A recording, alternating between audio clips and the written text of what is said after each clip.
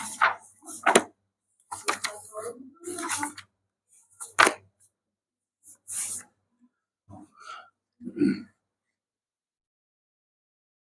اللہ، شروع کیا جائے۔ السلام علیکم ورحمۃ اللہ وبرکاتہ۔ بسم اللہ الرحمن الرحیم، الحمد للہ رب العالمین، والصلاة والسلام علی اشرف الانبیاء وسید المرسلین، نبینا محمد وعلی آلہ واصحابہ اجمعین ومن تبعهم بإحسان إلى يوم الدين، أما بعد۔ قال الإمام ابن بطة العكبري رحمه الله تعالى في كتابه الإبانة الكبرى، يقول بسنده عن الأوزاعي عن يحيى بن أبي كثير الطائي قال قال عبد الله بن مسعود: عليكم بالعلم قبل أن يقبض، وإياكم والتنطع والتبدع والتعمق، وعليكم بالعتيق۔ جیسا کہ آپ تمام حضرات کو اچھی طرح معلوم ہے کہ ہمارا یہ ہفتہ واری درس امام ابن بطہ عکبری رحمہ اللہ کی مشہور کتاب الابانہ الکبریٰ کے درس و تدریس کے سلسلے میں چل رہا ہے۔ ابانہ کبریٰ کی پہلی جلد اور دوسرا جز، اندرونی طور پہ دو جز ہیں، اس میں دوسرا جز ہے یہ، اور صفحہ 324 سے ہم شروع کر رہے ہیں، حدیث یا اثر نمبر 168 سے۔ امام ابن بطہ رحمہ اللہ اپنی سند سے بیان کرتے ہوئے عبداللہ بن مسعود رضی اللہ تعالی عنہ کا اثر نقل کرتے ہیں کہ آپ نے فرمایا، عبداللہ بن مسعود رضی اللہ عنہ نے فرمایا: علیکم بالعلم قبل ان یقبض، تم پر فرض ہے کہ تم علم سیکھو قبل اس کے کہ علم اٹھا لیا جائے۔ یعنی یہ بہت اہم بات ہے، اور آپ دیکھیں گے کہ اہل سنت والجماعت کے علماء اور صحابہ جو سب سے پہلے ہیں، اس میں سلف صالحین اور صحابہ سب سے پہلے اس چیز پر بہت توجہ دیتے ہیں کہ علم سیکھا جائے، سنت کو سیکھا جائے اور علم کو سیکھا جائے، کیونکہ سنت اور علم کی حفاظت ہی ہر طرح کی گمراہی سے بچنے کا راستہ ہے، اور اسی کے ذریعے انسان ہر فتنے سے محفوظ رہ سکتا ہے، دنیا کا فتنہ ہو یا آخرت کے متعلق دین و ایمان کا فتنہ ہو، دونوں طرح کے فتنوں سے بچنے کے لیے علم ضروری ہے۔ تو فرمایا علیکم بالعلم، تم پہ فرض ہے کہ علم سیکھو۔ تو یہ جو ہمارا حلقہ ہے یہ بھی ایک علم کا حلقہ ہے، یہ بات بذات خود ایک علم ہے، اور یہ علم کی تلقین حقیقت میں کتاب و سنت کے علم کی تلقین ہے کہ کتاب و سنت کا علم سیکھا جائے، قرآن کو اور سنت کو اور احکام شریعت کو عقیدتاً و عملاً دونوں اعتبار سے اس کو سیکھا جائے۔ قبل ان یقبض، قبل اس کے کہ علم کو قبض کر لیا جائے، اور آپ جانتے ہیں کہ علم کے قبض کیے جانے کا طریقہ ہے علماء کا ختم ہونا، علماء کا اس دنیا سے چلے جانا، یہی علم کے اٹھائے جانے کا طریقہ ہے۔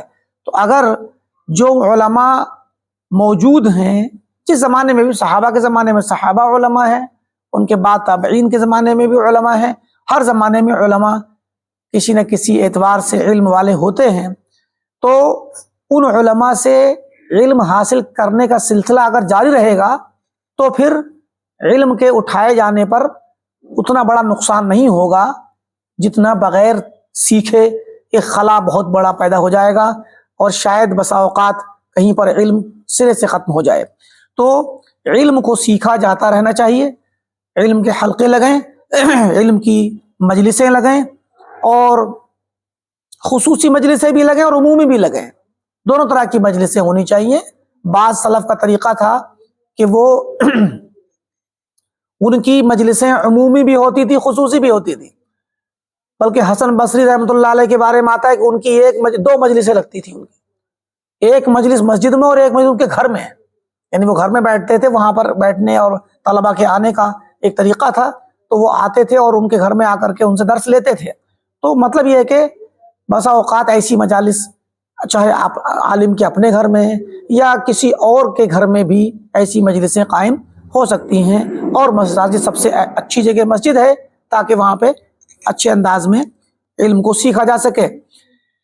فرمایا وَإِيَّاكُمْ وَالتَّنَطُّعَ، اور دور رہو، ڈرو، کس چیز سے دور رہو؟ تنطع سے۔ تنطع کہتے ہیں بہت زیادہ گہرائیوں میں جانا، غلو کرنا، بال کی کھال نکالنا جسے ہم کہتے ہیں، دین کی گہرائیوں میں زیادہ غور خوض کرنا مسائل میں، ایسی چیزوں میں۔ تو یہ غور خوض سے متعلق بھی ہے اور عمل کے باب سے بھی ہے۔ اب سیدھی سی بات جو خود کتاب و سنت میں شریعت کا حکم آپ کو آ گیا، آپ اس پہ عمل کر لیجئے۔ اس میں اگر گہرائی میں گھسیں گے، بال کی کھال نکالیں گے، تو یہ نقصان کا باعث ہوگی۔ ہوتا کیا ہے؟ مثلا مثال ہے چھوٹی سی، ایک بنی اسرائیل کا واقعہ۔ جب اللہ تعالیٰ نے کہا کہ آپ ایک گائے ذبح کرو، تو انہیں گائے ذبح کر دینا چاہیے، کوئی بھی گائے پکڑ لیں، کہیں سے بھی گائے ہونا چاہیے بس۔ لیکن اب سادہ سے حکم کو، ہلکے سے حکم کو نہ مان کر کے انہوں نے کیا کیا؟ اب گائے کی تفصیلات شروع کر دی پوچھنا، کیسی ہونی چاہیے بھائی؟ تو اس میں کئی سوالات کے ساتھ ساتھ شدتیں آتی گئیں۔ تو یہ تو اس وقت کا ہے جب شریعت نازل ہو رہی ہوتی ہے یا نبی موجود ہوتا ہے، تو پھر شدت پہ شدت آتی ہے۔ تو اس طرح کی شدتوں سے روکنے کے لیے اسلام میں منع کیا گیا کہ بہت زیادہ سوالات اور گہرائیاں انسان نہ پڑے۔ اور دوسرا طریقہ ہے کہ اب نبوت کا اور رسالت کا راستہ بند ہو گیا، اور نبوت مکمل ہو گئی، رسالت مکمل ہو گئی، اب نبی تو نہیں رہے، لیکن اب جو موجود شریعت ہے اسی پر عمل کرنے میں انسان بہت زیادہ تشدد سے کام لے، عبادت کو بھی غلو کے طریقے سے کرے، دین کے معاملات میں اتنا غلو کرے کہ ذرا سی چیز اگر کسی سے مس ہو تو اس کو مکمل طور پہ اسلام سے باہر کر دے، جیسے خوارج کرتے ہیں، یا اتنا غلو تساہل کر دے کہ وہ کچھ بھی خرابی ہو جائے تو کوئی فرق نہیں پڑے۔ تو اس طریقے سے اچھا بعض لوگوں میں عبادات کے معاملے میں بہت زیادہ غلو ہوتا ہے کہ وہ لمبی زیادہ ہی کچھ لمبی نماز پڑھنا، یا اگر جماعت میں کھڑے ہو جائیں تو لمبی نماز پڑھانا ان کا ایک انداز ہوتا ہے، انہیں اندازہ نہیں ہو پاتا، وہ شاید اپنی عادت پہ عمل کرتے ہیں، لیکن یہ بھی کبھی کبھی فتنہ بن جاتی ہے کہ بہت سے لوگ ہیں نماز پڑھنے آتے ہیں تو کچھ بیمار بھی ہیں، ضرورت مند بھی ہیں، تو اس طرح کے لوگوں کو پریشانی ہو سکتی ہے۔ تو غلو جو ہے حد اعتدال سے آگے بڑھنے کو کہا جاتا ہے، لہٰذا غلو نہیں ہونا چاہیے، اسی چیز سے منع کیا گیا۔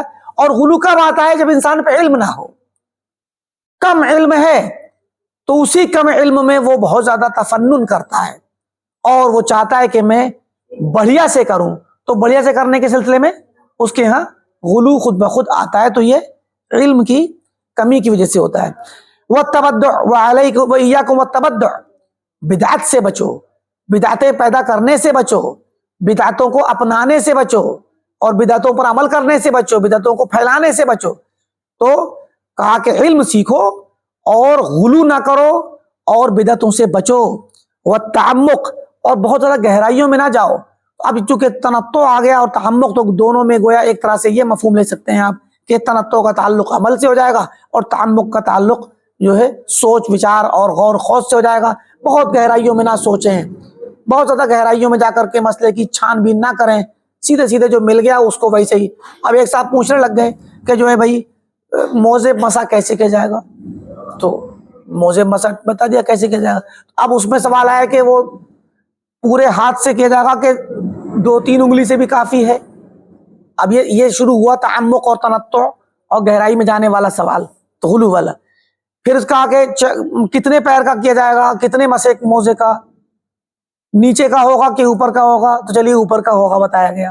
اس کے بعد یہ ہوا کہ بھئی کتنے کا ہونا چاہیے، تو کہ بھئی پیر کی انگلی سے لے کے پورے جو اوپر کا پیر ہے پورے اس پر لگنا چاہیے۔ یہ سب جو سوالات آ رہے ہیں نا، یہ سب غلو والے ہیں۔ بھئی جس چیز پر جتنے حصے پر مسح کا اطلاق ہو، جتنے پہ ہاتھ پھرانے سے آپ کو لگ جائے کہ ہاں میں نے مسح کر لیا، کر لیجئے۔ 2-3 انگلیاں 4 انگلیاں اپنے ایسے لگا کے ہاتھ پھرا لیجئے. اب باقاعدہ اس پہ کوئی انسان کہ نہیں میں پیر کے پورے موزے پر اور خف کے اوپر تمام جگہوں پر اپنا ہاتھ پھراؤں گا, تو یہ انتہا درجے کا بے جا بے ضرورت غلو ہوتا ہے. ایک چھوٹی سی مثال ہے. تو اس طرح سے بہت ساری چیزیں ہوتی ہیں جو غلو میں چلی جاتی ہیں. انسان مختصر طریقے سے آپ کو جو بات پتہ چلی اس کو ویسے ہی عمل کر لیجئے. اچھا, تو تعمق زیادہ نہ کریں. اب ایسی مسئلہ تعمق گہرائی میں جانے کا مسئلہ, اللہ تعالیٰ کے متعلق بہت زیادہ گہرائی میں نہ سوچیں, بہت زیادہ گہرائی میں. بھئی دیکھیے قرآن کے اندر صفات آتی ہیں اللہ تعالیٰ کی. اب صفات میں مثال عام طور پہ دیتے ہیں آپ کو استوا کی, کیونکہ سب سے مشہور مسئلہ ہے یہ اہل بدعت کے درمیان اور اہل سنت کے درمیان. اب اہل سنت کے درمیان اب کوئی بندے کسی شخص نے کہا, قرآن آیت پڑھی اللہ تعالیٰ کے علو کے متعلق یا استوا کے متعلق, الرحمن علی العرش استوى, کہ اللہ تعالیٰ یا رحمان جو ہے وہ عرش پر مستوی ہوا. اب ایک مومن کا طریقہ یہ ہے کہ وہ اتنے ہی کو مان لے, اتنا ہی مان لیجیے آپ, بس کافی ہے. اب آپ کو اس میں کیا ماننا ہے؟ رحمان کا معنی آپ جانتے ہیں اور یہ اللہ تعالیٰ کی صفت ہے, اس کا نام ہے. اور اعلیٰ کے معنی جانتے ہیں اوپر, اور استوا کے معنی ہوتا ہے کہ کسی چیز کے اوپر کو آنا, بس بات ختم ہو گئی. بلند ہونا, کسی کے اوپر آنا. اب اتنا معنی آپ جان جائے کافی ہے. اب اس میں جب غلو کیا گیا, تنطع کیا گیا, تعمق کیا گیا, گہرائی میں گھسا گیا, تو خراب معانی آ گئے, خود بخود آئیں گے. آپ ابھی مختصر میں اگر اس چیز کو سمجھیں گے تو کوئی پریشانی نہیں آئے گی آپ کو. سیدھے آپ جان لیجیے اللہ تعالیٰ عرش کے اوپر آیا, نہ ہمیں عرش کا پتہ ہے عرش کیسا ہے, شکل کیسی اس کی, ٹھیک, اور نہ ہمیں اللہ تعالیٰ کو ہم نے دیکھا اللہ تعالیٰ کیسا ہے, اور نہ ہمیں یہ پتا کہ اللہ تعالیٰ کس طرح سے ہے, اس نے بتایا ہی نہیں. اس نے شکل صورت کیفیت بتلائی ہی نہیں ہے استوا کی اور اوپر آنے کی. بس ہمیں یہ خبر دی ہے کہ اللہ تعالیٰ عرش کے اوپر ہے, مستوی ہے, ٹھیک, اس کے اوپر ہے. تو اب جتنی خبر دے دی اتنا مان لیجیے, بات ختم ہو گئی.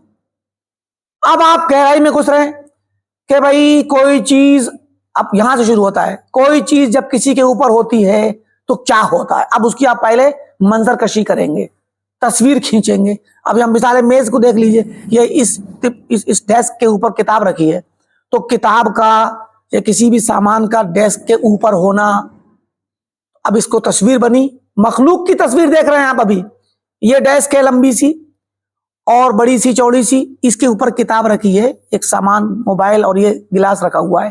تو اب اس کا مطلب کیا ہوا کہ جو چیز اوپر ہوتی ہے وہ مستوی ہوتی ہے, ٹھیک. تو مخلوق کو دیکھ کر کے آپ کو کیا پتا چل رہا ہے کہ کتاب ہے جو اس کے اوپر ہے, اور اس استوا کے اندر اس اوپر آنے کا مطلب ہے کہ کتاب اس سے ٹچ ہے, اور دوسرا مطلب ہے کہ کتاب چھوٹی میز بڑی, تیسرا مطلب ہے کہ جو نیچے کی چیز ہے جس کے اوپر مستوی ہوا گیا ہے وہ بہت زیادہ بڑی ہے, جو محیط ہے اس کو, اور یہ زیادہ طاقتور ہے, یہ کمزور ہے, یہ اگر ہم ابھی الٹ کے پلٹ دیں تو یہ بھی گر جائے گی. یہ سارے مفہوم سامنے آ رہے ہیں نا. تو اب مخلوق کو دیکھ کر کے غلط معانی, آپ کے یہ والے معانی جو دکھ رہے ہیں, اب آپ ان کو اب اللہ تعالیٰ کے سوا فٹ کریں گے تو گندے معانی بن جائیں گے. یہ مخلوق کے لیے کوئی خرابی نہیں اس معنی کے اندر کہ بھی آپ میز کو اٹھائیں اور یہ سامان گر جائے تو کوئی پریشانی کی بات نہیں ہے, اور میز بڑی کتاب چھوٹی کوئی حرج کی بات نہیں ہے. مخلوق ہے یہ بھی, مخلوق یہ بھی ہے. لیکن اب یہی مفہوم کو جو آپ نے مخلوق میں دیکھا, جب آپ اللہ تعالیٰ کے استوا پر فٹ کریں گے تو اب یہ معانی غلط پیدا بن جائیں گے اللہ تعالیٰ کے حق میں. لیکن اب کیا ہوا, آپ نے یہی بات جب اللہ کے حق میں کہی تو آپ نے کہا نہیں, اگر اللہ تعالیٰ کے استوا کو مانیں گے تو اس سے لازم آئے گا کہ عرش بڑا اللہ تعالیٰ چھوٹا. دیکھیے یہ لازم کیوں آئے گا بھائی, کیونکہ آپ یہاں پر تشبیہ دے رہے ہیں اللہ تعالیٰ کو مخلوق سے. اللہ تعالیٰ کو مخلوق سے کیوں تول رہے ہیں آپ؟ آپ پہلے تول لیا, پہلے مخلوق سے سملرٹی پیدا کر کے اس کی مماثلت پیدا کر دی. آپ کہا کہ نہیں یہ تو مماثلت ہو رہی ہے, تو اب مماثلت اور مشابہت سملرٹی کو منع کرنے کے لیے اسی شبے کو ختم کرنے کے بجائے نص ہی کا انکار کر دیا اور میننگ ہی کا انکار کر دیا, استوا و صفت کا انکار کر دیا. کہا نہیں اللہ تعالیٰ مستوی نہیں ہو سکتا. کیوں؟ کہ مستوی ہوگا تو ایسا ہوگا, یعنی مطلب اگر مستوی مانے تو تشبیہ ہے, تو کیا اللہ تعالیٰ نے اپنے قرآن کے اندر تشبیہ اور مماثلت کے جیسی چیز سمجھنے والی آیتیں نازل کی ہیں، جبکہ وہ خود کہہ رہا ہے کہ لیسا کمثلہ شیء؟ تو اب مطلب کہنے کا یہ اسی کا نام تنطع ہے، اسی کا نام تعمق ہے۔ آپ سوال اٹھا دیں، چلیے بھائی مان لیا کہ اللہ تعالیٰ عرش پر ہے، مستوی ہوا، اس کا مطلب پہلے مستوی نہیں تھا تو کہاں تھا پہلے؟ کہاں تھا اللہ تعالیٰ؟ اب یہ سوال اٹھانا، یہ سب بلا وجہ کے سوال ہیں۔ کس سے پوچھ رہے ہیں آپ یہ سوال بھائی؟ ہم سے کیوں پوچھ رہے ہیں آپ؟ ہم نے کہا اللہ مستوی ہوا؟ اللہ سے پوچھنے جا کر کے، جس نے خبر دی ہے کہ وہ مستوی ہوا اسی سے جا کے پوچھئے۔ ہم تو اللہ تعالیٰ کی زبان بول رہے ہیں، اللہ نے جو الفاظ بولے وہی اسی زبان میں انہی الفاظ کو ہم بول رہے ہیں۔ آپ ہم سے سوال کر رہے ہیں کہ اللہ تعالیٰ استوا کرنے سے پہلے کہاں تھا؟ ہمیں کیا معلوم کہاں تھا؟ کیوں بتائیں ہم، یا ہم کیوں غور کر رہے ہیں اس مسئلے کو؟ کیوں اس میں ہم پڑھیں؟ غیب کی چیزیں اللہ نے ہمیں جتنی خبر دی اتنی مان لی، بات ختم ہو گئی۔ تو یہی اسی کا نام تعمق ہے۔ یہ ماتریدیہ اور اشعریہ نے اور تقلید کی، جہمیہ کی اور معتزلہ کی، اور یہ لوگ انہی کے منہج پر چل پڑے۔ دیوبندی منہج اور بریلوی منہج جو کہ ماتریدی منہج ہے، یہ ماتریدی منہج اسی کا نام ماتریدیت ہے کہ قرآن کی آیت سیدھی آ رہی ہے، اس کو رد کرنے کے لیے ڈائریکٹ رد کرنے کی ہمت نہیں ہے۔ اصل میں ڈائریکٹ رد کرنے کی ہمت نہیں ہے، ڈائریکٹ انکار کرنے کی ہمت نہیں، کیونکہ بہر کے اتنا تو ہے کہ قرآن و سنت کی تعظیم اور احترام کرتے ہیں، مگر قبول کرنے کے معاملے میں بات نہیں مانیں گے، اپنی عقل کی مانیں گے، لیکن اب یہ تھوڑا سا نرم کر کے ہلکا کر کے چھوڑیں گے، ایک دم ڈائریکٹ رد نہیں کرتے۔ تو اب ظاہر ہے کہ آپ ایک آدمی سے کہیں کہ ڈائریکٹ کہ میں تمہاری بات نہیں مانوں گا، وہ بھی نہیں ماننا ہوا۔ ایک آدمی حکم دے رہا ہے کوئی بات آپ سے کام کرنے کو کہہ رہا ہے، آپ اس کو منع کر دے رہے ہیں کہ میں نہیں کروں گا، اور دوسرا یہ شخص کیا کر رہا ہے کہ وہ منع تو نہیں کر رہا ہے لیکن کام بھی نہیں کر رہا ہے۔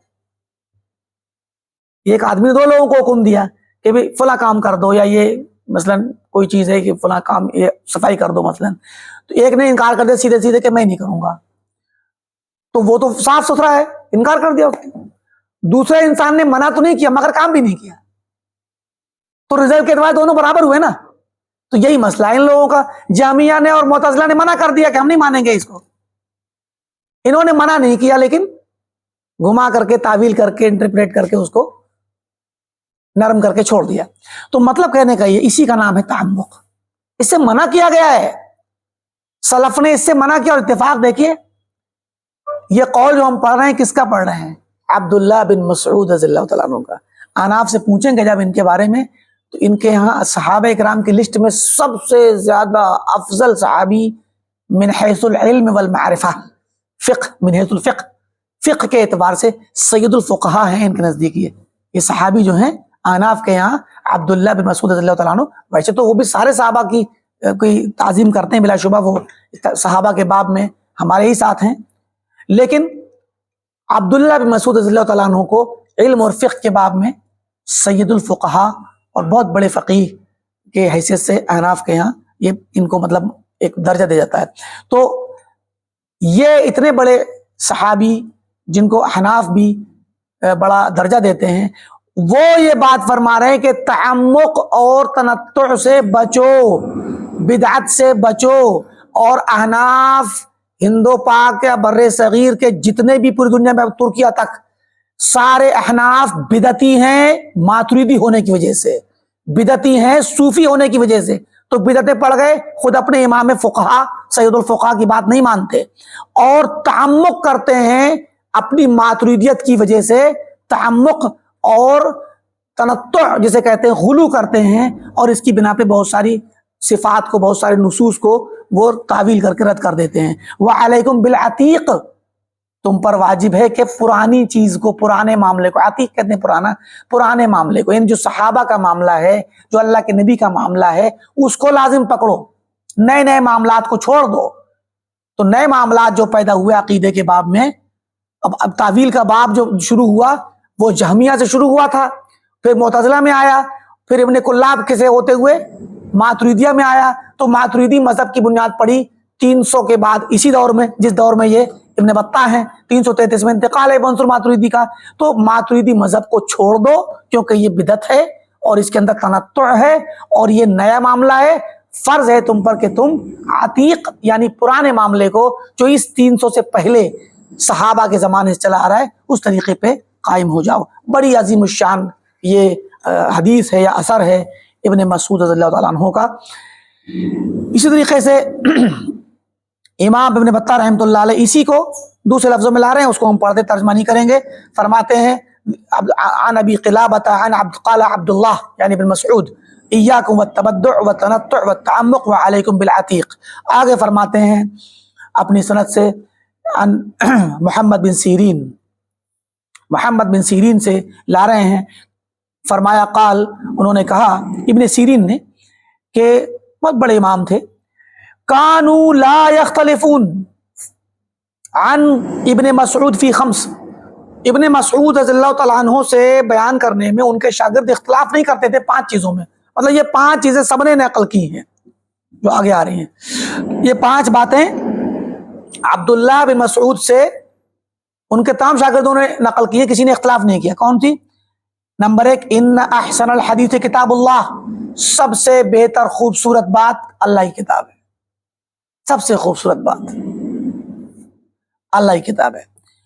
نمبر 2, وخیر السنہ سنت محمد صلی اللہ علیہ وسلم. سب سے بہتر سنت اور طریقہ اور طرز زندگی قول و عمل میں وہ محمد صلی اللہ علیہ وسلم کا طریقہ ہے. نمبر 3, وشر الامور محدثاتها. اور سب سے بدترین معاملہ محدث اور نیا معاملہ ہے, یعنی دین کے نام پر جو نئی چیزیں آ جائیں وہ بدترین ہیں, سب سے بدترین. نمبر 4, وَإِنَّ أَكْيَسَ الْكَيْسِ التُّقَى. کیس کہتے ہیں عقل کو, عقل مندی کو. اکیس سب سے بڑا عقل مند. تو سب سے اچھی عقل مندی اور سب سے بڑا عقل مند وہ ہے, تو سب سے اچھی عقل مندی کیا؟ التقیٰ, تقوی ہے. تو سب سے بڑا عقل مند وہ جو متقی ہو. تو سب سے بڑھیا عقل مندی, سب سے اچھی عقل مندی کیا ہے؟ اعلیٰ درجے کی عقل مندی تقوی. یعنی جو متقی ہے وہ یہ سمجھ لے کہ وہ سب سے بڑا عقل مند. اور حقیقت یہی ہے. عقل کا مطلب کیا ہوتا ہے؟ عربی زبان میں عرب لوگوں کے الفاظ بھی بڑے عجیب, مطلب ان کے اندر معانی ہوتے ہیں. ہم جس کو اپنی زبان میں عقل کہتے ہیں, تو جو عقل ہوتی ہے اس کو اہل عرب نے اس کا نام عقل دیا, عین قاف لام, عقل. عقل کا معنی عربی زبان میں اصل میں باندھنا ہوتا ہے. عقل مطلب باندھنا. اسی لیے عرب لوگ جو رسی اپنے سر پہ رکھتے ہیں کالی والی, اس کو عقال کہا جاتا ہے, کیونکہ عموماً پرانے وقتوں میں جاہلیت کے زمانے میں اس طرح کی رسی کو چرواہے اپنے ساتھ رکھتے تھے, تو اس کو کہاں رکھیں تو سر پہ باندھ لیتے تھے. اور چونکہ دھوپ اور گرمی کی شدت ہوتی تھی تو کپڑا سر پہ رکھتے تھے. تو یہ ایک طرح سے ان کا شعار بن گیا اور آج کے زمانے میں فیشن بن گیا.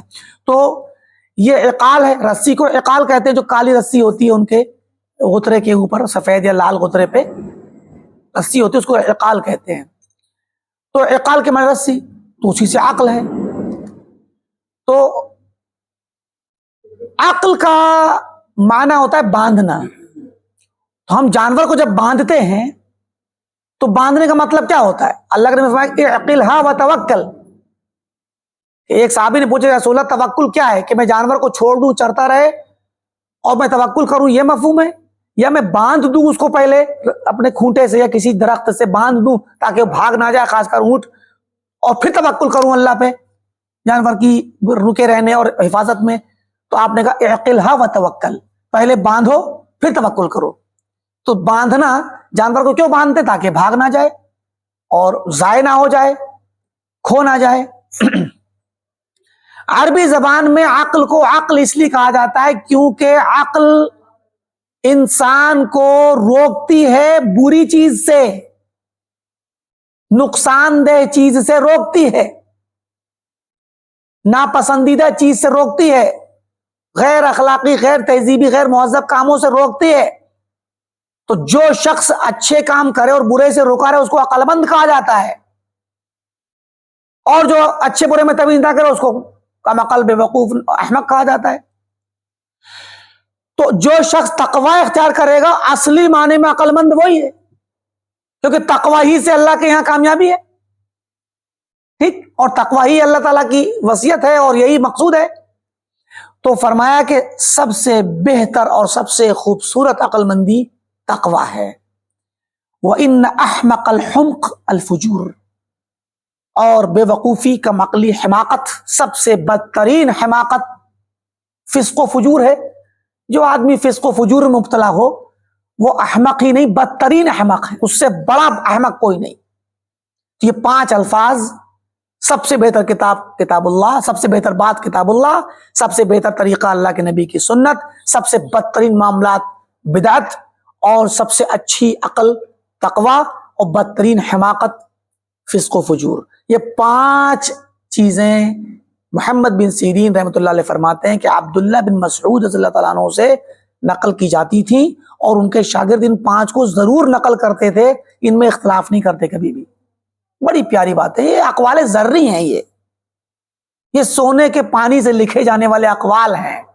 ان اقوال میں سے ایک ایک بات کو انسان پکڑ لے اور اسی پر عمل کر لے، اس کی زندگی دنیا آخرت دونوں سدھر جائے۔ ایک ایک جملہ، ایک ایک لفظ دونوں، یعنی یہ الگ بات ہو گئی ابن مسعود کی، اس سے پہلے والی الگ ہو گئی۔ ایک ایک کلام، ایک ایک جملہ بڑا ہی قیمتی ہے۔ آگے ابن بطہ رحمۃ اللہ علیہ فرماتے ہیں اپنی سند سے، ابو ہریرہ رضی اللہ تعالیٰ عنہ کے واسطے سے لا رہے ہیں یہ روایت، یہ حدیث صحیح مسلم میں بھی آ رہی ہے، امام احمد کے یہاں بھی آ رہی ہے، سنن ابن ماجہ میں، سنن نسائی میں آ رہی ہے، اور امام لالکائی کے یہاں بھی آ رہی ہے، حدیث صحیح ہے۔ فرماتے ہیں نبی ہریرہ قال قال رسول اللہ صلی اللہ علیہ وسلم ان احسن الحدیث کتاب اللہ۔ یہ خطبہ حاجہ کے اندر، خطبہ ضرورت جو تھا، حاجت ہوتا ہے مسنونہ، خطبہ مسنونہ، اس کے اندر یہ روایت آتی ہے کہ سب سے بہتر بات اللہ کی کتاب ہے، سب سے بہتر طریقہ اللہ کے نبی محمد صلی اللہ علیہ وسلم کا طریقہ ہے۔ یعنی یہ باتیں صرف سننے کی نہیں ہیں، یہ باتیں سننے کی نہیں ہیں۔ ایک مومن، ایک طالب علم کا فرض ہے کہ اسی بات پر جم جائے، اسی بات کو اپنی زندگی کا ایک لازمہ بنا لے کہ بہتر بات کتاب اللہ۔ اب کیا مطلب ہوا؟ یعنی وہ بیکار کا وقت فضول باتوں میں تو خرچ نہ کرے، اللہ کی بات کو، اللہ کے کلام کو پڑھ لیا کر سب سے پہلے، تو خالی کا وقت بیکار باتوں میں نہ گوائے، بلکہ کتاب اللہ کو پڑھا کرے۔ کتاب اللہ سب سے اچھی بات ہے، اس کو یاد کرے، اس کو سمجھے، اس پر عمل کرے، اس کو اپنی زندگی کا حصہ بنائے، ٹھیک، گویا قرآن کو مضبوطی سے پکڑ، سب سے اچھی بات وہی ہے۔ اور سب سے اچھا طریقہ اللہ کے نبی کا، تو سنت کو اختیار کرے، کیونکہ آپ کے طریقے سے ہٹ کے سارے طریقے بیکار ہیں اور خراب ہیں اور غلط ہیں اور ناقص ہیں، لیکن سب سے اچھا طریقہ آپ کا ہے۔ اچھا، اس کے بعد وَشَرُّ الْأُمُورِ مُحْدَثَاتُهَا، اور سب سے بدترین معاملات جو ہیں وہ محدث ہیں، یعنی نئے نئے معاملات اور بدعتیں ہیں، تو بدعتوں کو چھوڑ دے، عزم کر لے، جان لے، چاہے بدعتوں کی تفصیل پتہ ہو نہ ہو کہ بدعت کون کون سی چیز بدعت ہے، لیکن یہ اصول بنا لے، یہ عقیدہ بنا لے کہ بدعت سے تو کبھی بھی سمجھوتا کرنا نہیں ہے، بدعت کو نہ کبھی اپنے اندر داخل ہونے دینا ہے، نہ بدعت سے راضی ہونا ہے، نہ بدعت کو اپنانا ہے، نہ اپنانے دینا ہے کسی کو، بدعت کی مخالفت کرنا۔ یہی چیز سلف نے سیکھی تھی، یہی چیز سلف صالحین نے سیکھی اور اہل سنت والجماعت کا وتیرہ بن گئی۔ آپ نے پڑھا تھا، ہم نے بتایا تھا امام صابونی کی کتاب عقیدۃ السلف و اصحاب الحدیث میں کہ یہ جو چیزیں اہل سنت والجماعت اور سلف اور محدثین کو ممتاز کرتی ہیں دیگر لوگوں سے، وہ بدعت کی نفرت ہے، بدعت سے نفرت اور بدعتیوں سے نفرت، اور بدعت پر رد اور بدعتیوں سے کی تردید، یہ اہل سنت کا امتیاز ہے۔ اچھا، کیوں ہے امتیاز؟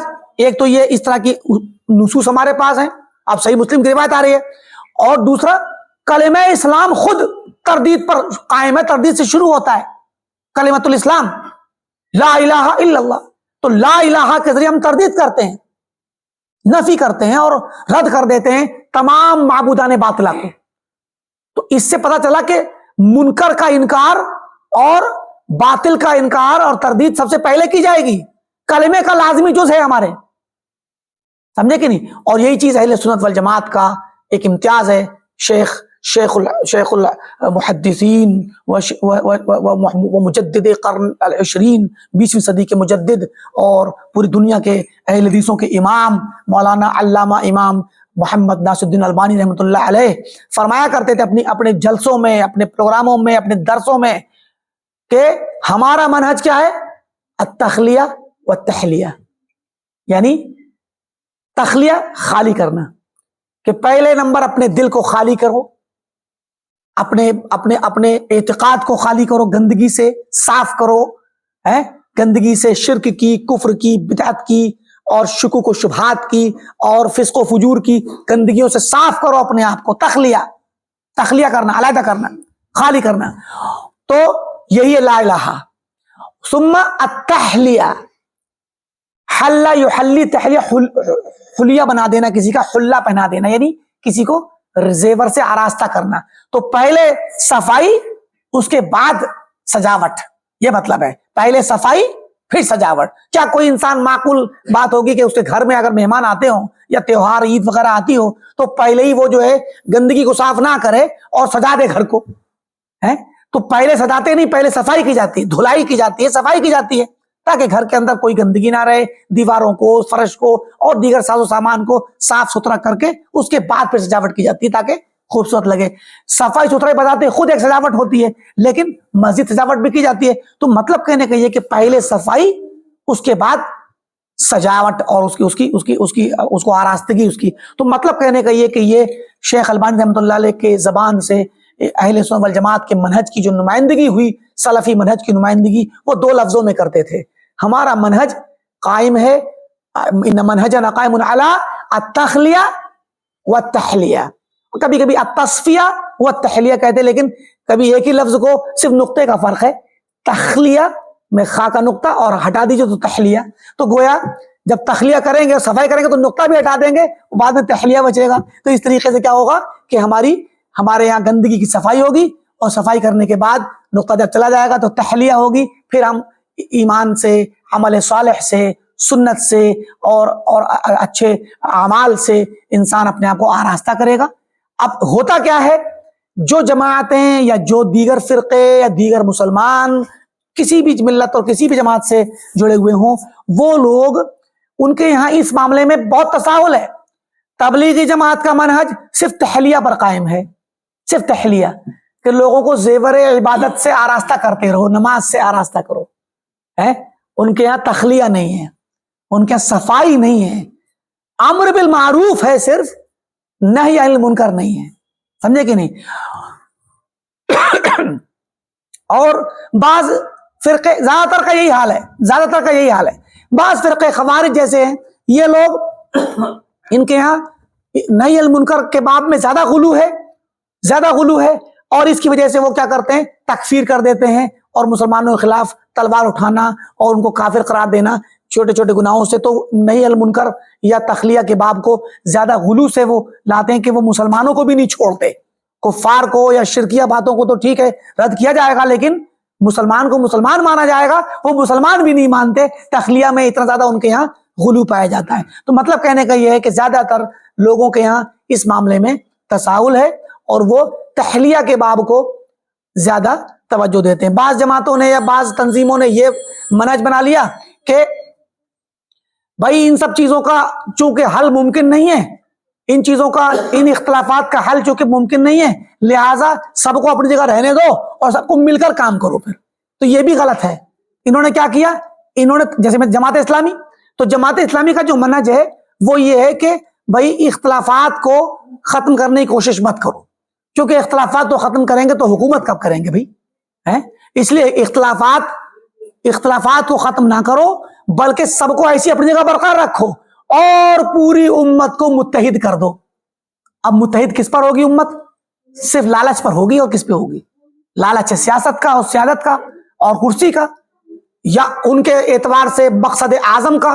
ٹھیک ہے، انہوں نے اپنے طور پہ دین اسلام کی تفسیر سیاست سے کر دی اور دین اسلام کو سیاست ہی کے لیے ایک آنے والا انقلاب قرار دیا۔ مولانا مودودی نے اس کو انقلاب کا نام دیا کہ اسلام ایک انقلاب ہے، سیاسی اور اجتماعی سماجی انقلاب کا نام ہے۔ تو انقلاب کا نام دے کر کے گویا مقصد اعظم کیا ہے اس کا؟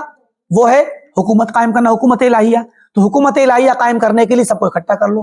تو مسئلہ یہ ہے کہ حکومت تو قائم شاید ہو جائے، کبھی کبھی ہو جاتی ہے، لیکن آپ کی قائم ہوگی اور وہ جتنے ممبر ہوں گے ان کی قائم ہوگی، کیونکہ سارے فرقوں کے لوگ ہوں گے تو ملا کے ایک جماعت بن جائے گی. اس جماعت کی تو جماعت اسلامی کی تو حکومت قائم ہوگی، لیکن اسلام کی نہیں قائم ہوگی. کیوں؟ کیونکہ اسلام تو ہر کوئی اپنے اپنے طریقے سے سمجھتا ہے، اور جب وہاں اختلاف ہوگا اسلام کو نافذ کرنے میں تب یہی کہا جائے گا کہ چھوڑو اسلام کو نافذ نہ کر کے ہر کوئی اپنا اپنا مانے.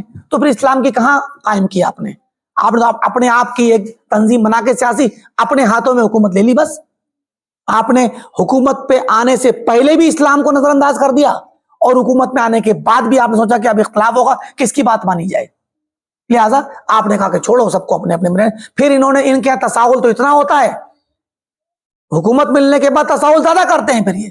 پھر تو یہ یہود و نصارہ سے اور رافضیوں سے بڑے اچھے تعلقات رکھتے ہیں، جیسا کہ دیگر ممالک میں دیکھا گیا. تو مطلب کہنے کا یہ ہے کہ اہل سنت والجماعت کی یہ خصوصیت ہے اور سلفی منہج کی یہ خصوصیت ہے کہ ہمارے یہاں تخلیہ اور تحلیہ ہے. تصفیہ پہلے صفائی کرنا، عقائد کو اور اعمال کو درست کرنا، اصلاح کرنا، اور اسی اصلاح کے ساتھ ساتھ ہمارے یہاں تحلیہ یعنی عمل صالح اور صحیح عقیدے کی تعلیم دینا. لا الہ کے ساتھ الا اللہ جڑا ہوا ہے، یہ نہیں ہے کہ لا الہ کرتے رہو اور الا اللہ چھوڑ دو. لا الہ بھی ہے اور الا اللہ بھی ہے، ایسے ہی تخلیہ بھی ہے اور ساتھ میں تحلیہ بھی ہے. ایسا نہیں کہ ہم خالی پہلے 10 سال 20 سال 50 سال تخلیہ پہ کام کریں گے، خالی رد کریں گے، ایسا نہیں ہے، بلکہ ردود بھی کریں گے، شرک و بدعت کی مخالفت بھی کریں گے، اور توحید کا حکم بھی دیں گے، عمل صالح کا اور سنت کا حکم بھی دیں گے. دونوں مل کے چلے گا، لیکن اس میں ایک جانب کو چھوڑ دیں اور دوسرے جانب پر عمل کریں، ایسا نہیں ہوگا، کیونکہ یہ کلمہ توحید کی ہی وضاحت ہے. فرمایا وَشَرُّ الْأُمُورِ مُحْدَثَاتُهَا وَكُلُّ مُحْدَثَةٍ بِدْعَةٍ وَكُلُّ بِدْعَةٍ ضَلَالَةٍ. یہ مشہور حدیث ہے، سنن نسائی کے اندر ہے، ابن ماجہ میں، صحیح مسلم میں، کہ ہر محدث چیز، ہر نئی چیز بدعت ہے اور ہر بدعت گمراہی ہے. تو یہ حدیث کے الفاظ ہیں، حدیث نبوی کے الفاظ ہیں، اور یہ اہل سنت اور اہل حدیثوں کے لیے مشعل راہ ہیں، ہماری زندگی کے لیے یہ ہمارا دستور حیات ہیں یہ. اور انہی پہ اہل حدیث جیتا مرتا اور جان دے دے تو قربان ہو جاتا ہے، پوری زندگی کما دیتا ہے انہی چیزوں کی وضاحت میں، انہی چیزوں کے لیے جد و جہد کرنے میں اور انہی چیزوں کی تبلیغ کرنے میں.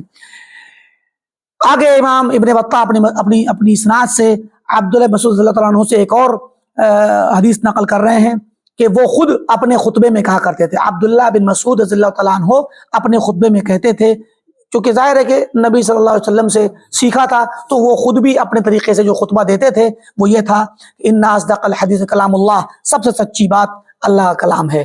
واوثق العرا کلمۃ التقوی، سب سے مضبوط کڑا اور سب سے مضبوط حلقہ اور رابطہ کیا ہے؟ کلمہ تقوی ہے. تقوی جس نے اختیار کر لیا سب سے مضبوط کڑے کو اس نے پکڑ لیا. وخیر الملل ملت ابراہیم، سب سے بہترین ملت ابراہیم علیہ السلام کی ملت ہے. وَأَحْسَنُ الْقَصَصِ هَذَا الْقُرْآن، سب سے بہترین قصہ، سب سے بہترین تاریخ اور اسٹوری قرآن ہے. قرآن میں سب سے اچھے قصے ہیں، کہانیاں ہیں. وَأَحْسَنُ السُّنَنِ سنت محمد صلی اللہ علیہ وسلم، سب سے بہتر سنت، سب سے بہتر طریقہ اللہ کے نبی صلی اللہ علیہ وسلم کا طریقہ ہے. وَأَشْرَفُ الْحَدِيثِ ذِكْرُ اللَّهِ، سب سے زیادہ شرف والی بات اگر کوئی ہے وہ اللہ کا ذکر ہے. یعنی انسان اپنی زبان سے جو بات نکالتا ہے تو ذکر بھی ایک بات ہوتی ہے، تو سب سے بہتر بات، شرف والی بات، خیر و برکت والی بات اللہ کا ذکر ہے. وَخَيْرُ الْأُمُورِ عَزَائِمُهَا، اور سب سے بہتر معاملہ وہ ہے جو عزیمت پر ہو، عزیمت پر انسان عمل کرے. عزائم ہیں، اور مطلب عزیمت جو اللہ نے حکم دیا اس کو مانے، رخصت نہ تلاش کرے سوائے اس جگہ کے جہاں پر رخصت موجود ہے. تو عزم کے ساتھ، ہمت کے ساتھ اسلام کے احکام پر عمل کرے جتنا اس سے ہو سکے. ٹھیک. وَشَرُّ الْأُمُورِ مُحْدَثَاتُهَا، سب سے برے معاملات نئے معاملات ہیں. وَأَحْسَنُ الْهَدْيِ هَدْيُ الْأَنْبِيَاءِ، سب سے بہتر طریقہ انبیاء کا طریقہ ہے. وَأَشْرَفُ الْقَتْلِ مَوْتُ الشُّهَدَاءِ، سب سے زیادہ شرف والا قتل اور موت جو ہے وہ شہداء کی موت ہے، اور شہید وہ ہے جو اللہ کی راہ میں شہید ہو. وَأَغَرُّ الضَّلَالَةِ، سب سے بری اور بدترین ضلالت کیا ہے؟ الضلالۃ بعد الہدی، اغر اے اسوأ، سب سے بری ضلالت، سب سے بدترین گمراہی کون سی ہے؟ الضلالۃ بعد الہدی، ہدایت کے بعد گمراہ ہونا. یعنی ایک آدمی گمراہی پہ بچپن سے پیدا ہی ہو، اس کو ہدایت نہ ملے، وہ الگ ہے. لیکن ایک آدمی ہدایت کو پا جائے اور پھر گمراہ ہو جائے، یہ سب سے بدترین ہدایت وہ گمراہی ہے. وخیر العلم ما نفع، سب سے بہتر علم وہ ہے جو فائدہ پہنچائے. آدمی علم حاصل کر لے اور اس پر عمل نہ کرے، یہ بہت ہی بڑی خرابی اور وبال جان ہے. تو سب سے بہتر علم وہ جو نفع پہنچائے، کیونکہ علم آ جائے اور فائدہ نہ ہو تو کیا فائدہ؟ تو جاننا نہ جاننا برابر ہوا. لیکن وہ انسان کم سے کم اس کے لیے عذر ہے، جس کو نہیں پتا، جس کو علم نہیں، اس کے لیے عذر ہے کہ وہ بیچارہ جانتا نہیں. لیکن جو جانتا ہے اس کے لیے کوئی عذر نہیں. تو اسی لیے سب سے بہتر علم وہی جو نفع پہنچائے. اور وخیر الہدی متبع، سب سے بہتر ہدایت وہ ہے جو انسان جس کی پیروی کرے. یعنی مطلب ہدایت کو پا گیا اور پیروی نہیں کر رہا، مطلب عمل نہیں کر رہا اس پر، ہدایت کو اپنا نہیں رہا ہے، تو کیا فائدہ اس ہدایت کا؟ ہدایت اور جو دین کی صراط مستقیم کی بات ہے وہ تبھی فائدہ مند ہوگی جب انسان اس پر عمل کرے. وشر العمی عمی القلب، اور سب سے بدترین اندھاپن دل کا اندھا ہونا ہے. آنکھ کا اندھا ہونا یہ بری چیز نہیں ہے، بلکہ دل کا اندھا ہونا بری چیز ہے. وذکر الخطبہ بطولها فاختصرتها انا، حدیث میں یا راوی نے پورا قصہ، پورا خطبہ بیان کیا تھا، کہتے ہیں میں نے یہاں پر مختصر کر دیا. آگے کی روایت اسی طرح سے آ رہی ہے دوسری سند سے. کانا عبداللہ بن مسعود یذکر کل عشیۃ خمیس، عبداللہ بن مسعود رضی اللہ تعالیٰ عنہ ہفتے میں ایک درس دیتے تھے، ایک درس. اور کس دن تھا؟ کل عشیۃ خمیس، جمعرات کو عصر کے بعد. جمعرات کے دن ہر جمعرات کو ان کا درس ہوتا تھا عصر کے بعد. تو اس درس میں کیا کہتے تھے؟ فیحمد اللہ ویثنی علیہ، اللہ تعالیٰ کی تعریف کرتے اور حمد و ثنا بیان کرتے. ویقول، اور فرماتے، ان احسن الحدیث کلام اللہ، سب سے بہتر اچھی خوبصورت بات اللہ کا کلام ہے. وہ احسن الہدی ہدی محمد صلی اللہ علیہ وسلم، سب سے بہتر طریقہ آپ صلی اللہ علیہ وسلم کا طریقہ ہے. وکل محدثۃ بدعہ، ہر نئی چیز بدعت ہے. وکل بدعۃ ضلالہ، ہر بدعت گمراہی ہے. وشر الروایہ روایت الکذب، کوئی بات نقل کرنا روایت کہلاتا ہے. تو سب سے بری بات جو نقل کی جائے، سب سے بری روایت جھوٹ کی روایت ہے. آدمی جھوٹ نقل کرے، سب سے بدترین روایت ہے وہ. وسمعته یقول، راوی کہتے ہیں کہ میں نے سنا فرماتے ہوئے ابن مسعود کو، یا ایھا الناس، اے لوگو، علیکم بالطاعۃ والجماعۃ، تم اطاعت کیا کرو اور جماعت کے ساتھ رہو. یعنی حاکم وقت کے ساتھ رہو اور اس کی جماعت کا ساتھ دو اور اس کی اطاعت کرو. فإنها حبل اللہ، یہی اللہ کی رسی ہے. دیکھ رہے ہیں، یہ سلف کی تفسیر ہے، یہ اللہ کی رسی ہے، اطاعت کرنا اور جماعت کے ساتھ رہنا. الذی امر بہ، جس کا اللہ نے حکم دیا، واعتصموا بحبل اللہ جمیعا کے ذریعے. وانما تکرہون فی الجماعہ، جو چیز تم جماعت میں رہتے ہوئے ناپسند کرتے ہو، خیر لکم، وہ پسند اچھی ہے، مما تحبون فی الفرقہ، اس چیز سے جن کو تم فرقے میں پڑھ کر کے جدا ہو کر کے اچھا سمجھتے ہو، اس مزے سے جو فرقہ بن کر کے علیحدہ ہونے میں مزہ ملتا ہے نا، اس مزے سے بہتر ہے وہ بدمزگی اور کراہت جو تمہیں جماعت کے ساتھ بند کر کے رہنے میں محسوس ہوتی ہے. یہ مطلب ہے.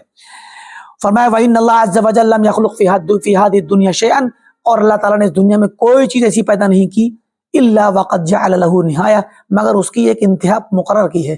دنیا میں کوئی بھی چیز ایسی نہیں آئی جو ہمیشہ کے لیے ہو، بلکہ اس کی ایک اینڈنگ ہوتی ہے، انتہا ہوتی ہے. ینتہی الیہ، جہاں جا کے وہ ختم ہو جاتی ہے. ثم یزید وینقص الی یوم القیامہ، پھر بڑھتی ہے اور پھر ختم ہو جاتی ہے، کم ہو جاتی، ناقص ہو جاتی ہے، قیامت تک ایسے ہوتا رہتا ہے. وَإِنَّ هَذَا الْإِسْلَامَ الْيَوْمَ مُقْبِلٌ، یہ جو اسلام ہے آج ہمارے سامنے ہماری طرف کو بڑھ رہا ہے، مقبل، آگے بڑھنے والا ہے. یہ آج اسلام پھیل رہا ہے.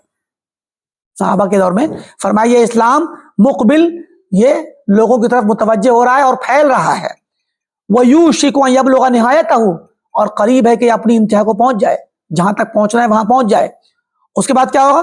ثم يدبر، پھر واپس آئے گا، لوٹے گا، لوٹے گا. وینقص، پھر کم ہوگا، الی یوم القیامہ، قیامت تک. جانتے ہیں حدیثیں ہیں اس طرح کی مشہور ہیں کہ اسلام ایک وقت آئے گا غریب ہو جائے گا، اجنبی ہو جائے گا. بعض روایتوں میں آتا ہے کہ اسلام لوٹ کر کے مدینے تک سمٹ جائے گا، اور بعض روایتوں میں کہ قیامت کی نشانیوں میں سے ہے کہ مسلمانوں کو مدینے میں گھیر دے جائے گا، بس مدینہ میں گھر جائیں گے مسلمان، باقی دنیا سے ختم ہو جائے گا اسلام. تو یہ آخر زمانوں میں ہوگا. یہ ان علامتوں میں سے قیامت کی جو ابھی ظاہر نہیں ہوئی، چھوٹی علامتوں میں سے. قیامت کی علامتیں 3 طرح کی ہوتی ہیں، پہلے 2 ہوتی ہیں، چھوٹی علامتیں اور بڑی علامتیں. چھوٹی علامتیں 3 طرح کی ہوتی ہیں.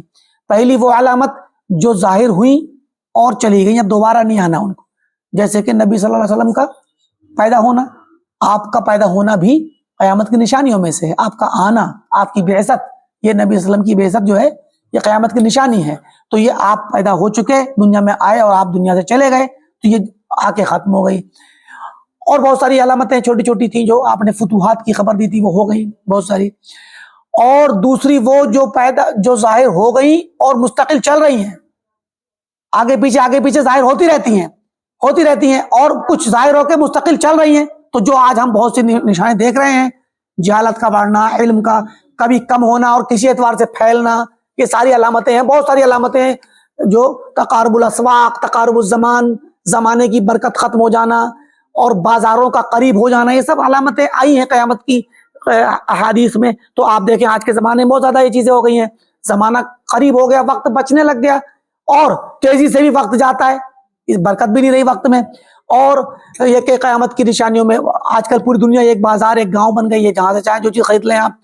اور کچھ علامتیں ایسی ہیں جو قیامت کے چھوٹی علامتیں ہیں لیکن ابھی آئی نہیں، بعد میں آئیں گی.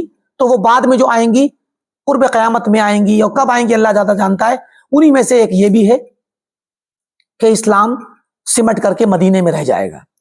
انہی میں سے ایک یہ بھی ہے کہ جزیرۃ العرب میں پوری ہریالی چھا جائے گی، لہلہائے گی. انہی چھوٹی علامتوں میں سے یہ بھی ایک علامت ہے کہ نہر فرات جو عراق میں بہتی ہے اس سے سونے کا پہاڑ نکلے گا. کچھ علامتیں زمین سے سونے اگلے گی زمین. تو اس طرح کی علامتیں آگے آئیں گی. اور ایک علامت ایسی بھی ہے، مثلا ایک شخص یمن سے نکلے گا، جہجاہ نامی شخص، جو بنی قحطان کا، لوگوں کو اپنے ڈنڈے سے ہانکے گا، تو مطلب اکٹھا کرے گا. تو اس طرح کی بہت سی علامتیں ہیں جو ابھی ظاہر نہیں ہوئی. اور دوسری قسم وہ ہے بڑی علامات کی جو قیامت کے بالکل قریب میں ظاہر ہوں گی، جو دجال اور بہت ساری جو علامتیں یاجوج ماجوج وغیرہ کے قبیل سے. تو یہ انہی علامتوں میں سے ہے کہ کہتے ہیں کہ اسلام کم ہو جائے گا قیامت کے قریب میں. وہ آئے تو ذالکا، اس کی مثال بتا رہے ہیں، ایک ایسی مثال ہے اور اس کی نشانی بتا رہے ہیں. نشانی آئے گی کیا؟ ان تفشو الفاقہ، ایک وقت آئے گا کہ فقر و فاقہ بہت پھیل جائے گا، فقر و فاقہ پھیل جائے گا. وتقطع الارحام، رشتے توڑے جائیں گے، رشتہ داریاں توڑی جائیں گی. لوگ اپنے رشتہ داروں کے ساتھ حسن سلوک نہ کر کے بدسلوکی کریں گے اور رشتے توڑ کے بیٹھ جائیں گے. حتی لا یخشی الغنی الا الفقر، اور پھر حالات ایسے بن جائیں گے فقر و فاقہ کے، بھوکمری کے، کہ مالدار آدمی کو خوف جو ہوگا وہ صرف فقیری کا ہوگا کہ میرا مال ختم نہ ہو جائے. ٹھیک. ولا یجد الفقیر من یعطف علیہ، فقیر ایسے انسان کو نہیں پائے گا جو اس کو ایک پائی دے کر کے اس پر رحم کرے، یعنی صدقہ کر دے، مدد کر دے، مدد کرنے والا نہیں پائے گا. حتی ان الرجل لا یشکو الی اخیہ و ابن عمہ، یہاں تک کہ ایسے حالات بن جائیں گے آدمی اپنے بھائی کو تلاشے گا، شکایت کرے گا اس سے، اپنے چچا زاد بیٹے بھائی کو بلائے گا اور اس سے، چاہے وہ دور کہیں شہر میں ہو، دوسرے شہروں میں ہو، دور ہو، اور وہ اپنے بھائی کے پاس جائے، چچیرے بھائی کے پاس جائے اور اس سے کہے بھائی میرے مدد کرو، پریشان ہوں. وجارہ غنی، جبکہ اس کا پڑوسی بہت مالدار ہوگا. یعنی اس ایک آدمی اپنے دور رہنے والے اپنے سگے بھائی، چچا زاد بھائی کو، اپنے رشتہ دار کو تلاشے گا کہ اس سے مانگ لوں کہ کوئی دینے والا نہیں ہے، جبکہ اس کا پڑوسی بہت مالدار ہوگا. لا یعود علیہ بشیء، اسے کچھ بھی نہیں دینے کو راضی ہوگا. تو ایسے حالات بہرکیف ہو سکتا ہے بس بعض جگہوں پہ آ گئے ہوں اور ہوتے ہیں، خاص کر مغربی ممالک میں بہت زیادہ اس طرح کی بے رخی اور مادیت پائی جاتی ہے، مادہ پرستی پائی جاتی ہے. اور ممکن ہے ابھی بہت سی جگہوں پہ نہیں بھی آئے ہیں تو آگے آئیں گے. حتی ان السائل، یہاں تک کہ سوال کرنے والا، بھیک مانگنے والا، لا یطوف بین الجمعتین، لوگوں کے درمیان گھومتا پھرے گا 2 جمعوں کے درمیان پورا ہفتہ. ٹھیک، ایک جمعہ سے لے کے دوسرا جمعہ آ جائے گا. لا یوزع فی یدہ شیء، اس کے ہاتھ میں کوئی چیز نہیں رکھی جائے گی. ٹھیک ہے. تو وذکر الحدیث کے بعد حدیث پیش کی. تو اس طرح کی چیزیں یہ قیامت کی نشانیوں میں سے ہیں اور اسلام کے ختم ہونے کی علامتیں ہیں، کیونکہ ظاہر ہے کہ یہ تبھی ہوگا جب اسلام ختم ہو جائے گا. لوگوں کے دلوں میں ایمان ہی نہیں بچے گا. آدمی سوچے گا میں کیوں دوں، اس کو ڈر لگا کہ میں دوں گا میں کہیں میرا مال ختم نہ ہو جائے. بتایا نا کہ غنی جو ہے ڈرے گا فقر سے، تو وہ آدمی اپنے آپ کو اپنے مال کو بچانے کے لیے کسی کو دینا ہی نہیں چاہے گا، کیونکہ اس کو آگے اس مال کو خرچ کرنے پر کوئی توقع ہی نہیں ہوگی اجر کی. تو یہ قیامت کی نشانیوں میں سے ہے. آگے کی روایت بیان کر رہے ہیں امام ابن بطہ رحمۃ اللہ علیہ. قال عبداللہ اتبعوا ولا تبتدعوا فقد کفیتم، کہ اتباع کیا کرو، سنت موجود ہے اس کو پکڑو اور اس پر اتباع کرو، ابتداع نہ کرو، بدعتیں ایجاد نہ کرو اور بدعتوں پر عمل نہ کرو. فقط کفیتم، تمہیں ضرورت نہیں بدعت ایجاد کرنے کی، تمہاری طرف سے کافی ہو گیا معاملہ. تمہاری نیابت میں تم سے پہلے ہی لوگوں نے، صحابہ نے اور اللہ کے نبی صلی اللہ علیہ وسلم نے، صحابہ نے بیان کر دیا، وہی کافی ہے. اور آگے کی روایت بیان کرتے ہیں مزید عبداللہ مسعود رضی اللہ عنہ سے، کہ اتبعوا ولا تبتدعوا فقد کفیتم وکل بدعۃ ضلالہ، اور ہر بدعت گمراہی ہے. مزید ایک اور روایت آ رہی ہے ابن مسعود سے، انہا ستکون امور مشتبہات، ایک وقت آئے گا کہ معاملات مشتبہ ہو جائیں گے. ایک وقت آئے گا کہ معاملات مشتبہ ہو جائیں گے، خلط ملط ہو جائیں گے، تو پتہ ہی نہیں چلے گا کون سی بات صحیح، کون سی غلط، کون سی حق، کون سی باطل. فرمایا فعلیکم بالتؤدہ، تو جلد بازی مت کرنا. تو ادا کہتے ہیں ٹھہراؤ، جلد بازی نہ کرو، ٹھہر کے کام کرو.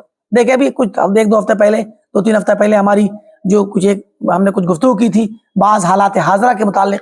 تو بعض لوگ جلد بازی کرتے ہیں، جلد بازی کرتے ہیں. سلف کا طریقہ دیکھیے، امور مشتبہات، پتہ ہی نہیں چلے گا حق کہاں ہے باطل کہاں ہے، کون آدمی صحیح کون غلط. تو ایسے معاملے میں جلد بازی نہ کرو.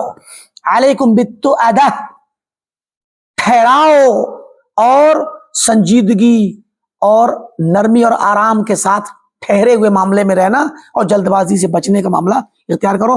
فَإِنَّكَ أَن تَكُونَ تَابِعًا فِي الْخَيْرِ،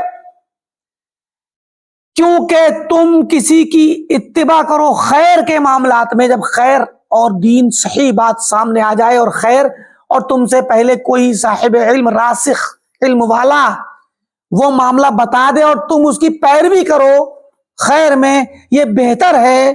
خیر من ان تکون راسا فی الشر، اس سے کہ تم ایک شر کا دروازہ کھولو، شر کا راستہ، اور شر کے تم رئیس الشر بن جاؤ، امام شر بن جاؤ.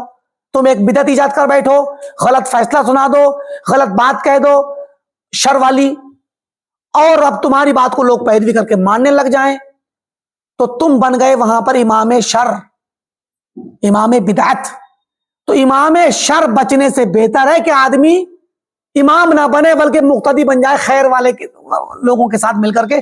یعنی مطلب اپنی رائے نہ دیں. آپ اپنی رائے دینا ضروری نہیں ہے، آپ اہل علم کی بات کو سنیں، راسخین کی باتوں کو سننے کا انتظار کریں کہ اہل علم، اہل حل و عقد، راسخین کیا فرما رہے ہیں. خاص کر حالات حاضرہ کے موقع پر جب معاملات بہت مشتبہ ہوتے ہیں تو وہ کیا کہہ رہے ہیں، کس طریقے سے استدلال کر رہے ہیں. یہ صرف معاملہ سیاست سے متعلق نہیں ہے، بہت سارے امور ہیں. فقہی مسائل سے متعلق بھی آج کل نئے نئے مسائل آ رہے ہیں، نئی نئی ایجادات ہو رہی ہیں، نئے نئے طریقے سے بیع و شراء کے معاملات آ رہے ہیں. جلد بازی میں کہتے ہیں یہ حلال ہے یہ حرام ہے. کیوں کہہ دیں گے آپ بھائی جلد بازی میں کہ یہ حلال یہ حرام؟ پہلے اس معاملے کو سمجھیے اگر آپ سمجھنے کے اہل ہیں، اور اگر اہل نہیں ہیں تو جو لوگ اہل ہیں ان کی طرف ان کے حوالے کر دیجئے، ان علماء کو دیجئے، پھر وہ علماء اس معاملے کو سمجھیں، اس کی تہ تک پہنچیں، اس کی حقیقت کو جب جان جائیں، پھر جب وہ فیصلہ سنائیں تب اس فیصلے کے مطابق آپ عمل کریں. اب آپ تابع بن جائیں، مقتدی بن جائیں، متبع بن جائیں، یہ بہتر ہے. خیر میں تابع بنیں کسی کے، یہ بہتر ہے کہ آپ پہلے ہی بول دیں حلال، پہلے ہی بول دیں حرام، اور اس کے بعد لوگ آپ کی بات ماننے لگ جائیں تو پتہ لگا آپ امام بدعت اور امام شر ہو گئے. تو یہ سارا کا سارا گناہ اور سارے لوگوں کی وبال، ان کا گناہ جو آپ کے اوپر ہوگا. بڑی پیاری بات ہے. یہ سونے کے پانی سے لکھے جانے والی، دل کے دیواروں پہ نقش کرنے والی بات ہے کہ انسان ایک صاحب سنت ان کو نقش کر لے اپنے دل کے اندر، اور ان کے ذریعے دیکھیں یہ وہ نصوص ہیں جن کو اگر ہم ہمیشہ یاد رکھیں تو پھر زندگی کے تمام معاملات میں آپ جو ہے شر سے بچ جائیں گے، بھٹکنے سے اور بہکنے سے بچ جائیں گے۔ ضروری نہیں ہے کہ آپ کی رائے ہو، اور ضروری نہیں کہ آپ کو ہر معاملہ سمجھ میں آ جائے، اور اگر آپ سمجھنے کے اہل ہیں بھی، آپ عالم بھی ہیں اگر، یا صاحب فہم ہیں، تو پھر آپ جلد بازی نہ کریں، وقت لیں، اس میں کوئی مسئلہ نہیں ہے، کوئی اس میں بنتا بگڑتا نہیں ہے، اگر کچھ وقت گزر جائے گا کیا پریشانی کی بات ہے، مگر جلد بازی کرنے سے انسان کبھی کبھار بہت بڑی غلطی کر بیٹھتا ہے۔ مزید اسی یہی بات اور سند سے آ رہی ہے تو اس کو پڑھ دیتے ہیں بغیر ترجمے کے۔ فرمایا قال عبداللہ انہا ستکون امور مشتبہہ فعلیکم بالتؤدہ فإن الرجل یکون تابعا فی الخیر خیر من ان یکون رأسا فی الضلالہ۔ تو وہاں پہ شر تھا، یہاں پہ ضلالت ہے کہ آدمی اگر جو ہے خیر کے معاملات میں دوسروں کی پیروی کرے، یہ بہتر ہے اس سے کہ وہ گمراہی کا امام بنے، گمراہی کا سردار بنے۔ اور آگے روایت آ رہی ہے ابن مسعود رضی اللہ تعالیٰ عنہ سے کہ الاقتصاد فی السنہ خیر من الاجتہاد فی البدعہ، پیچھے گزر بھی چکی پچھلے درس میں کہ سنت کے معاملے میں آدمی میانہ روی اختیار کرے، بہتر ہے کہ وہ بدعت پہ جائے اور بدعت میں خوب اجتہاد کرے، محنت کرے، مشقت کرے، خوب ریاضت کرے، اس سے بہتر ہے کہ کم تھکے اور معتدل رہے، سنت پر قائم رہے۔ ایک اور آ رہی ہے قصد فی سنہ خیر من اجتہاد فی البدعہ، ایک ہی معنی ہے۔ ایک اور روایت آ رہی ہے، فرمایا عبداللہ رضی اللہ اور ابن مسعود رضی اللہ عنہ نے انکم اصبحتم علی الفطرہ، فرمایا تم لوگ آج کل فطرت پر ہو۔ اپنے شاگردوں سے کہا کہ تم ابھی فطرت پر ہو۔ فرمایا وَإِنَّكُمْ سَتُحْدِثُونَ، عن قریب تم نئے نئے کام کرو گے، ممکن ہے کہ تم خود کوئی نئی چیز پیدا کر بیٹھو۔ وَيُحْدَثُ لَكُمْ، اور تمہارے لیے بدعتیں ایجاد کی جائیں گی، وقت آئے گا نئی نئی چیزیں آئیں گی۔ فَإِذَا رَأَيْتُمْ مُحْدَثًا، تو اگر تمہیں کوئی نئی چیز دکھ جائے، نئی بدعت دکھ جائے، فَعَلَيْكُمْ بِالْهَدِيِ الْأَوَّلِ، تو نئی چیز چھوڑ کے پرانے طریقے پہ چلے جاؤ۔ یعنی موٹا سا قانون بتا دیا، جماعتیں بنتی ہیں، تنظیمیں بنتی ہیں، فرقے بنتے ہیں، بہت سے لوگ کھڑے ہو جاتے ہیں دین کی تفسیر کرنے، دین کے بارے میں بتانے کے لیے، تو نئے انداز میں کوئی اگر اسلام کو انٹرپریٹ کرتا ہے، اسلام کی تفسیر بیان کرتا ہے جو پہلے نہیں تھی، تو سیدھی سی بات ہے، سیدھا اصول ہے کہ نئی بات نہیں مانی جائے گی، پرانی ہی بات چلے گی، کیونکہ دین پرانا ہے، دین نیا نہیں ہو سکتا، دین نیا نہیں ہو سکتا۔ اور آگے فرمایا انکم الیوم علی الفطرہ، آج تم فطرت پر ہو، وَسَتُحْدِثُونَ وَيُحْدَثُ لَكُمْ، یہی زیادہ مناسب والا، ورنہ وَسَتُحَدِّثُونَ وَيُحَدَّثُ لَكُمْ بھی ہو سکتا ہے، لیکن یہ زیادہ بہتر ہے اس لفظ کا کہ تم کچھ نئے کام کرو گے اور تمہارے لیے بھی نئے کام کیے جائیں گے۔ فَإِذَا رَأَيْتُمْ مُحْدَثًا، جب تم کوئی نیا کام کرو اور دیکھو، فَعَلَيْكُمْ بِالْهَدِيِ الْأَوَّلِ۔ اور آگے کی روایت آ رہی انکم ستحدثون ویحدث لکم فاذا رأیتم محدثا فعلیکم بالامر الاول۔ اسی طریقے سے ایک اور روایت ایسی آ رہی ہے۔ پانچویں روایت اس کے بعد آ رہی ہے الزموا الجماعۃ فإن اللہ لم یکن لیجمع امۃ محمد علی ضلالہ، کہ جماعت کو لازم پکڑو۔ ہم نے جماعت کا معنی بہت تفصیل سے بیان کیا ہے، ایک تو حاکم وقت کے ساتھ جو لوگ ہوتے ہیں وہ جماعت ہے، تو جس جگہ پہ حاکم وقت ہو وہاں کے تمام لوگ اس کی پیروی کریں، یہی جماعت ہے، اور جہاں پر حاکم نہیں تو وہاں علماء کی جماعت اور ان کے متبعین کی جو جماعت ہے صحابہ کے طریقے پر، اسی جماعت کو لازم پکڑنا چاہیے۔ اس میں اصل اطلاق اس میں حق کا ہے، حق پر ہونے والی جماعت ہو۔ فرمایا الزموا الجماعہ حتی یستریح بر او یستراح من فاجر، یہ لفظ بھی گزرا ہے پیچھے کہ جماعت کو لازم پکڑو یہاں تک کہ نیک شخص آرام کر لے، اور یا یہ کہ فاجر سے آرام حاصل کر لیا جائے، کیونکہ کبھی کبھی معاملات بہت زیادہ پیچیدہ ہوتے ہیں، ایسے معاملات میں انسان جماعت کو لازم پکڑے، اپنے علماء کے ساتھ اور اپنے انہی کی پیروی کرنے والے جو عوام ہیں ان سب کے ساتھ مل کر کے رہے۔ فرمایا چلیے ہی تک رکھتے ایک روایت پڑھ دیتے ہیں۔ فرمایا قال عبداللہ ما کان اہل الکتاب الا کان اول ما یدعون السنہ وآخر ما یدعون الصلاۃ، اہل کتاب کا بھی طریقہ یہی تھا کہ جو بھی اہل کتاب پہلے تھے ان کا طریقہ یہ تھا کہ وہ سب سے پہلے جو چیز چھوڑتے وہ سنت ہوتی، سب سے پہلے سنت کو چھوڑتے، وہ آخر ما يدعون الصلاۃ، اور سب سے آخر میں جو چیز چھوڑتے وہ صلاۃ۔ تو گویا یہ پرانے لوگوں کی عادت تھی اور اس امت میں بھی یہ چیز پیدا ہو سکتی ہے، تو کہا کہ اس سے ڈرو، اس سے بچو کہ سب سے پہلے لوگ سنت سے ہٹتے ہیں اور سنت سے ہٹنے کے بعد صلاۃ سے ہٹ جاتے ہیں۔ تو یہ اس چیز سے بلکہ تفصیل تو اس کی بہت زیادہ ہے، لیکن اسی پہ اکتفا کرتے ہیں۔ اللہ رب العالمین سے دعا ہے کہ اللہ تعالی ہم تمام کو سنت پر قائم و دائم رکھے، ہم جب تک دنیا میں رہیں صحابہ و صلف صالحین کے طریقے پر رہیں، جب ہمارا خاتمہ ہو تو توحید و سنت پر ہو۔ وآخر دعوانا الحمدللہ رب العالمین، والسلام علیکم ورحمۃ اللہ وبرکاتہ۔